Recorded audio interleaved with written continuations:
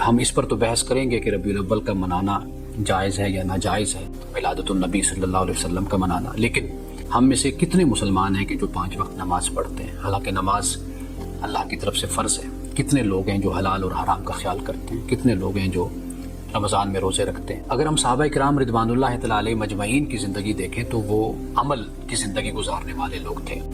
یعنی اب ہم جس دور میں اور جس زمانے میں ہیں، اس زمانے میں اس دور میں رسومات اور رواجات ان کا زیادہ اظہار ہوتا ہے اور زیادہ اصرار بھی کیا جاتا ہے، لیکن اگر ہم ذرا توجہ کریں اور سمجھیں کہ خدا کا دین کیا ہے، وہ قرآن مجید ہے اور رسول اللہ صلی اللہ علیہ وسلم کی سنت ہے، یہ دو ہے، تو ہم لوگوں کا رجحان قرآن کی طرف کتنا ہے اور رسول اللہ کی سنت کی طرف کتنا ہے؟ کتنے لوگ ہیں جو قرآن مجید کو پڑھتے ہیں، سمجھ کر پڑھتے ہیں؟ تو لہٰذا میں ایک جملہ ہمیشہ بولا کرتا ہوں کہ صحابہ کرام رضوان اللہ تعالی علیہ مجمعین جو اکثر کیا کرتے تھے وہ ہم کبھی کبھی کرتے ہیں، اور وہ کبھی کوئی کام کیا کرتے تھے یا کبھی نہیں کیا، ہم وہ کرنے کی زیادہ کوشش کرتے ہیں۔ تو لہٰذا ہم اس دین کی طرف متوجہ ہوں جو ہمیں اللہ کے رسول نے دیا، اور پھر اس کے بعد صحابہ کرام نے اس دین کو ترجیح دی، اولیت دی، فوقیت دی، اور اس دین کے مطابق زندگی گزار کر ہمیں دکھائی۔